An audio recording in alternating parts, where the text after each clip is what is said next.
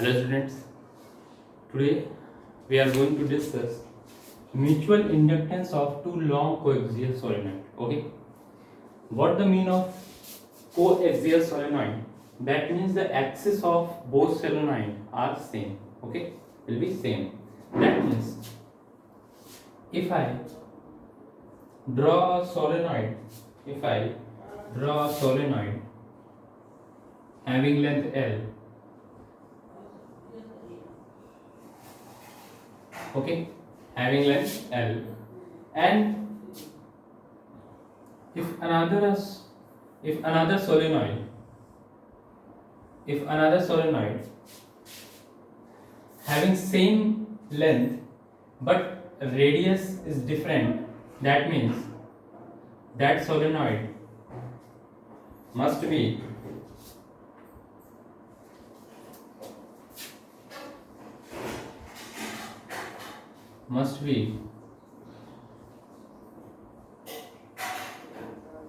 like this structure. Okay,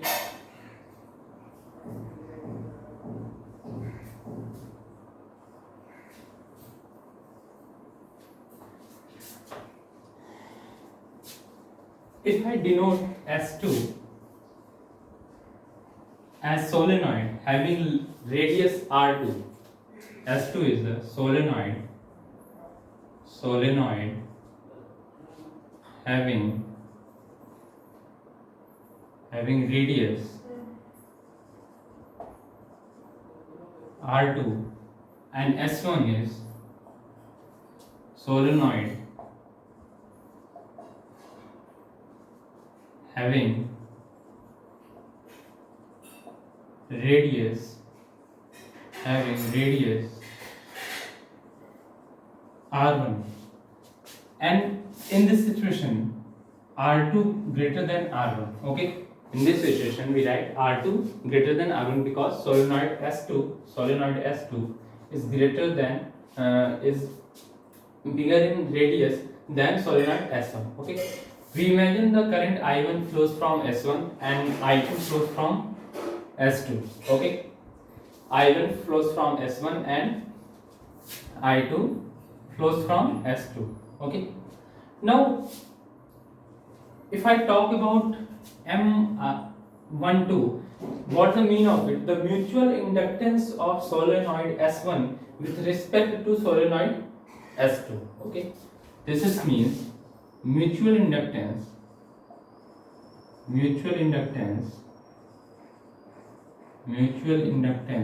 of solenoid S1 with respect to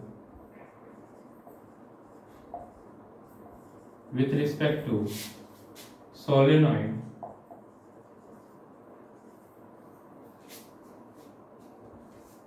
S2. Okay, or vice versa. If I say that M21, what the mean of it? Mutual inductance of solenoid S2 with respect to solenoid S1. Okay, so comes to our main topic, which is derivation of the mutual inductance when two long coaxial solenoid exist. Okay, coaxial means the axis of both solenoid are same. Now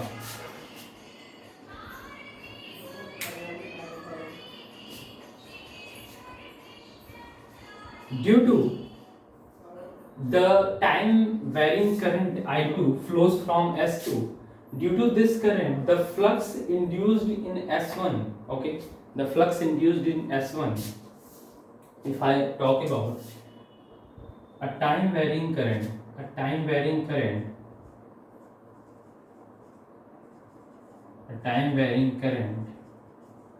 I2 flows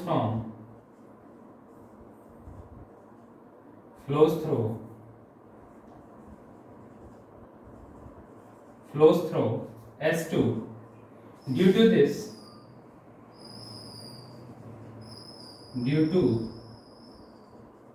I2, the flux linkage with S1, the flux linkage the flux linkage with solenoid S1 is phi 1. Okay, so what will be the value of phi 1? The value of phi 1 will be, the value of phi 1 will be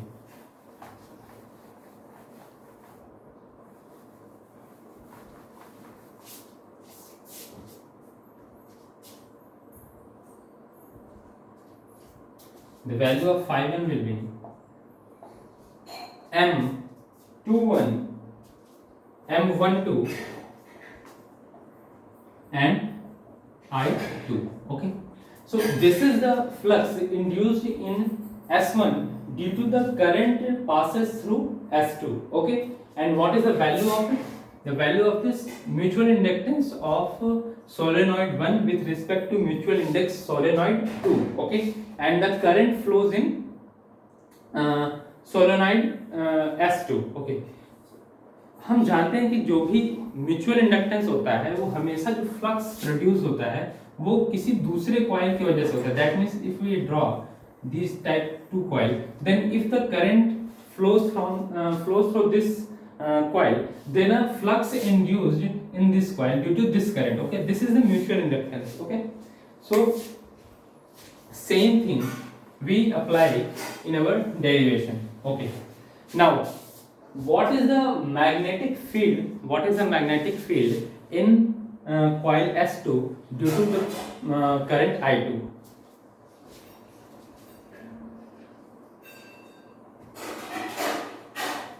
The magnetic field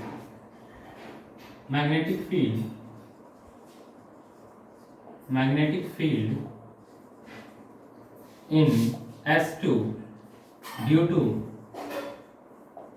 I2, B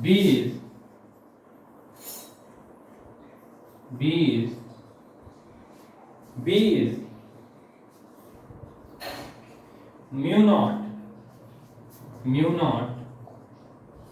N2 and I2. Okay, what is the N2? N2 is the number of turn per unit length. Okay, number of turn, N2 is number of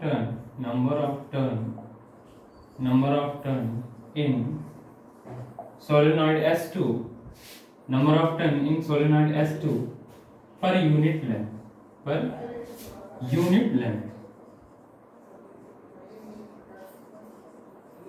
Okay, so N2 is the number of turn in S2 per unit length. Okay, if we denote flux and magnetic field with respect to each other, then see what happened.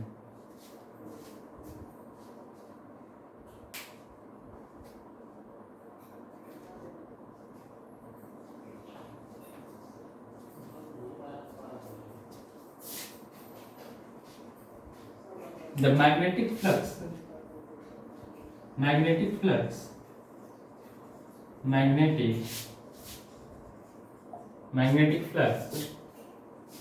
through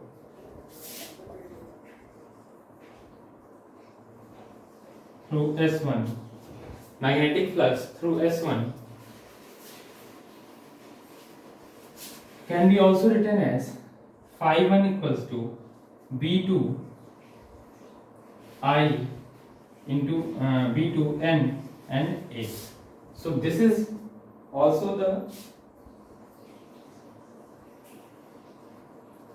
flux formula in solenoid S1. Okay, so this is also a formula in solenoid S1 of flux, because flux is the product of magnetic field and area, and because the magnetic flux generated in solenoid S1 due to the magnetic field produced in solenoid S2, that's why we take our magnetic field as B2. Okay, we take our magnetic field B2, and N1 is the total length,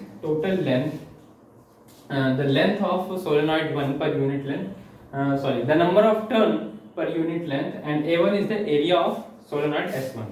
Now put the simple value of this B2 from the equation 1. Okay, When we put this value, then we get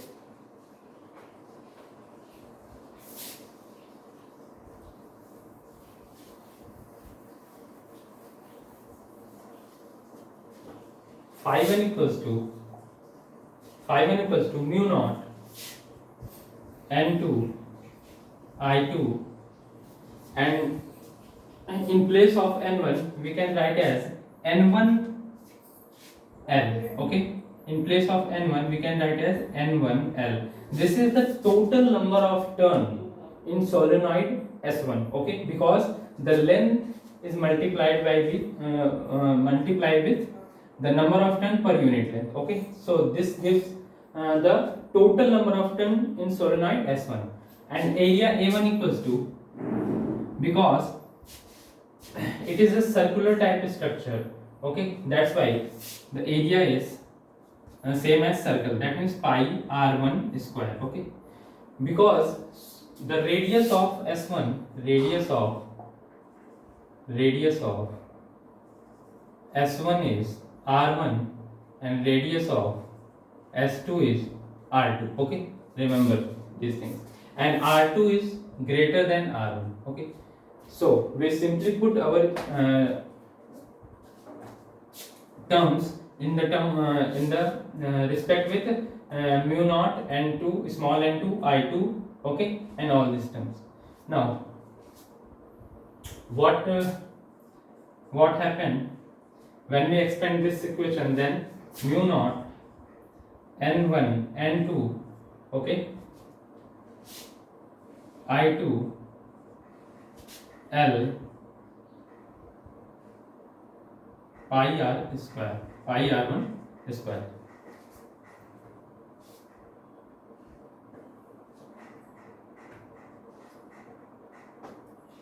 And we also know that the phi 1 value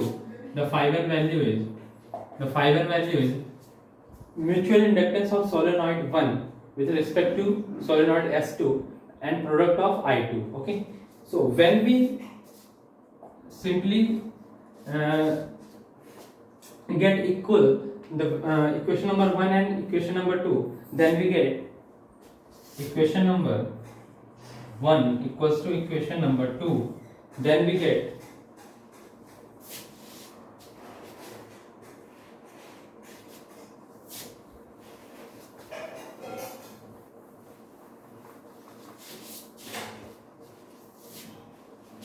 m1 to I2 equals to mu naught n1 n2 n1 and n2 mu naught n1 n2 I2 L I2 and L and pi r1 square.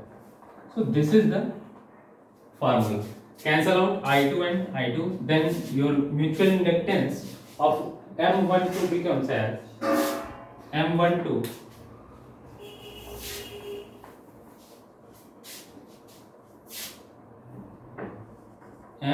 equals to mu naught n1 n2 L pi r1 square. So this is your mutual inductance of solenoid S1 with respect to solenoid S2. Okay, so I hope you all understand.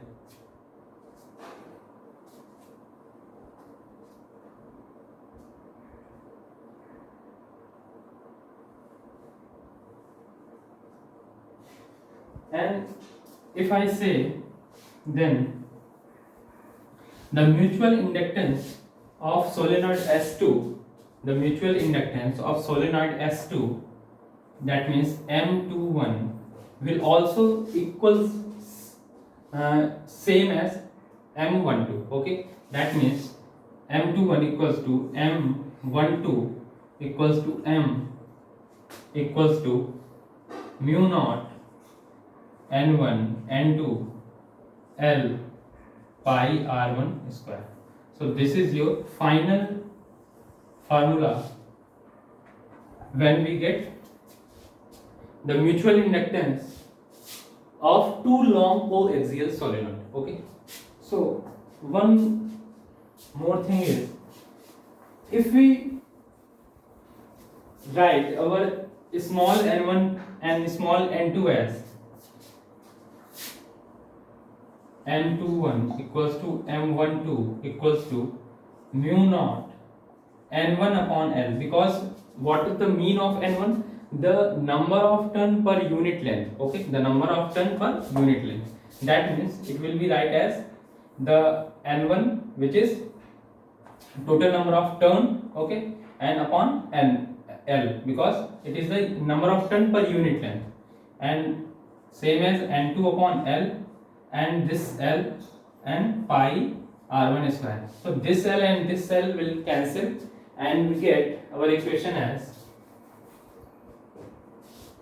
m21 equals to m12 equals to mu n1 n2 upon L pi r1 square. So this is, or pi r1 square, or a1, or a1, always simply put a1. So this is our final equation of mutual inductance of two long coaxial solenoid. So I hope you all understand. Okay, so our next topic is AC generator. Okay,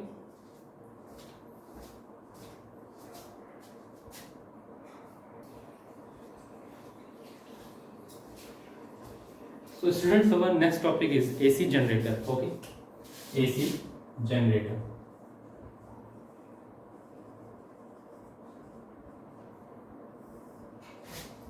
So what is the principle of AC generator? The principle of AC generator is induced EMF. Okay, how can we induce EMF in a current loop? So there is a various manner to induce an EMF in a loop, okay, or a coil. When we change the orientation of loop in magnetic field, or the area of the loop with respect to magnetic field, then a EMF is induced in that loop or coil. Okay, so this same phenomena or this same principle used in AC generator. Okay, we change its our loop orientation or the area by some external mechanical work. Okay, by some external mechanical work, then due to change the area or the change in orientation of loop in magnetic field, EMF is generated, which is taken as output. Okay, so if we draw the diagram of AC generator, then we see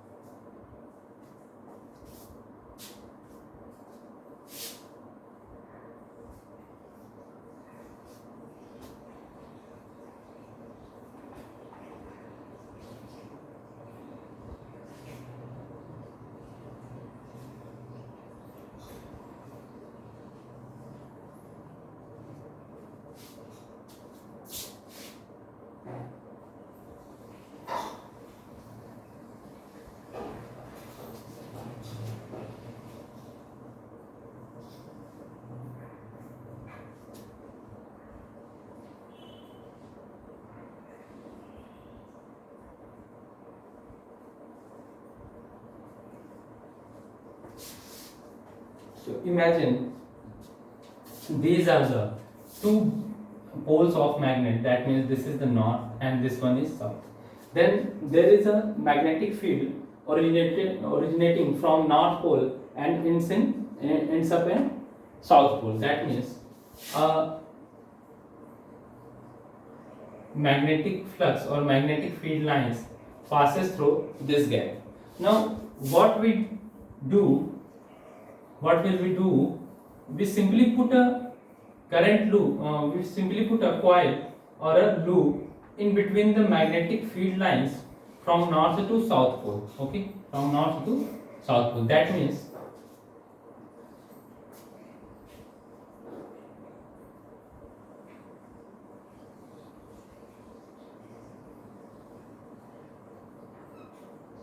we simply put a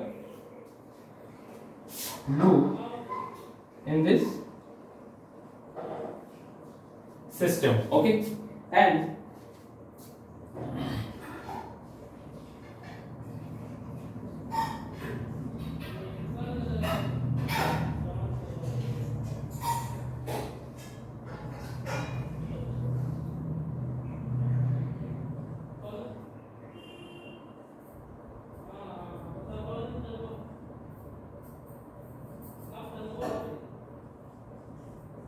from here we get our alternated EMF, okay, alternating EMF, alternating EMF. So this is the figure of AC generator, okay. We simply put our coil in between the north and south pole. Now when we mechanically rotate this coil, then this coil changes its orientation or area with respect to this magnetic field, because magnetic we can induce in a, the first point is we can induce a EMF or current in a loop through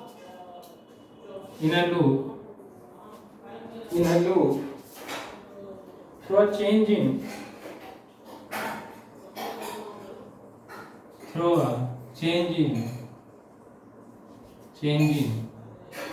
its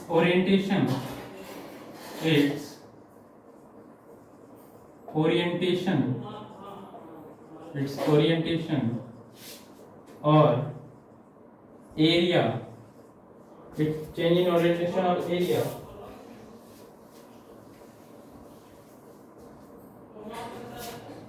okay. So that's why this is how we can change the area and orientation to produce a induced EMF in this coil.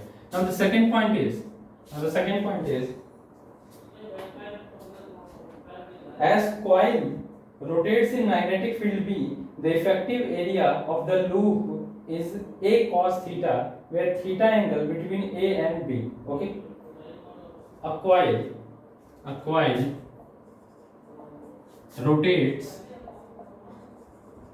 rotates in magnetic field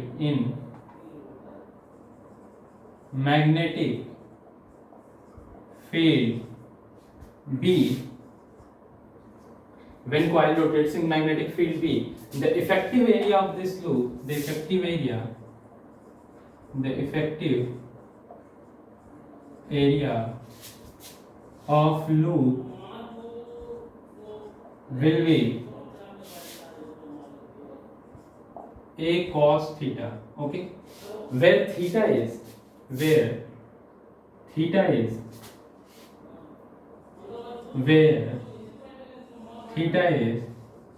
angle between magnetic field and the plane of loop, angle between magnetic field B and magnetic field B and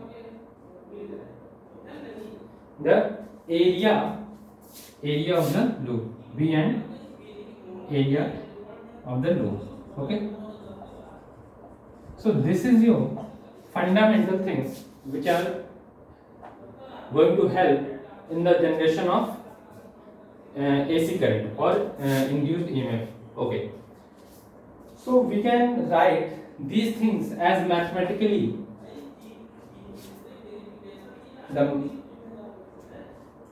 phi B equals to BA cos theta. We know that the flux generated,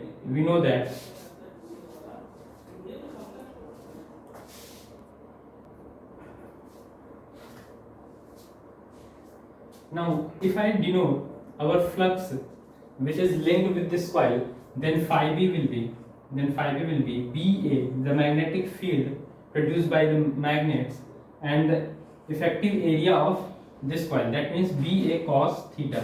Okay, BA cos theta. Now, what the mean of this theta? The mean of this theta is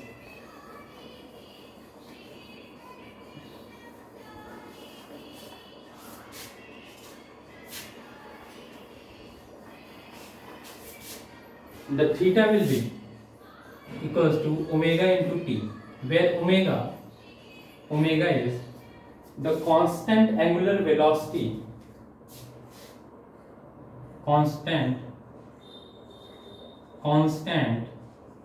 angular velocity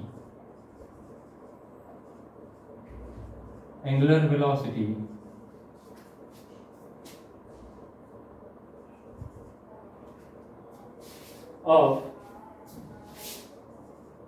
coil. Okay, जिस angular velocity से ये rotate कर रहा है वही angular velocity को हम omega से डिनोट करते हैं, डब्ल्यू से डिनोट करते हैं. Okay, so we can simply put our BA cos theta as phi b equals to B into A cos omega and t. Now you know that very well. What is the induced EMF? Induced EMF is the rate of change of flux. Okay, so induced EMF is a rate of change of flux. That means we can say that E equals to d phi b. If we differentiate this flux with respect to time, then we get our induced EMF. Okay, when we differentiate it, then what happened?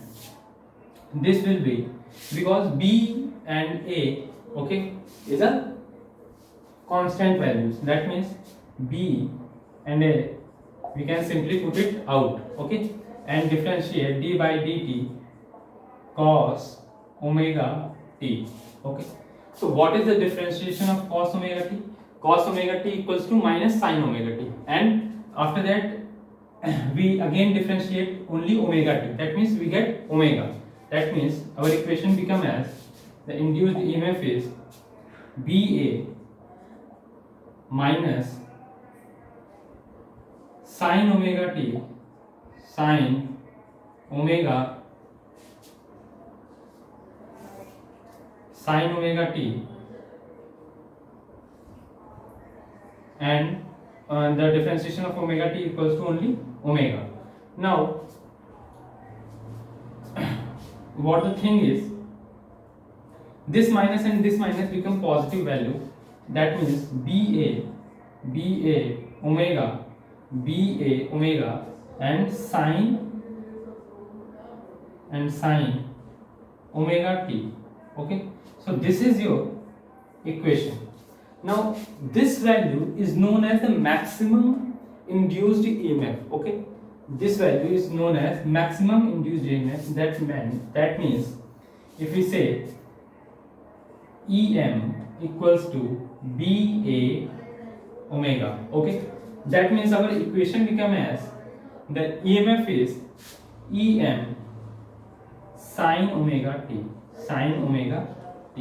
So because sine is the periodic function, and we all know that alternating current is also a function of periodic. Okay, is also a periodic function. That means the value of sine can be changed from -1 to +1. So this is the range of sine. Okay, that means we get our voltage, or we get our current continuously in the manner of maximum and minimum. That means we get our value of EMF as maximum to minimum and maximum to minimum and so on, because this is the continuous function. Okay, so I hope you all get these points. Okay, so class, thank you for today's session.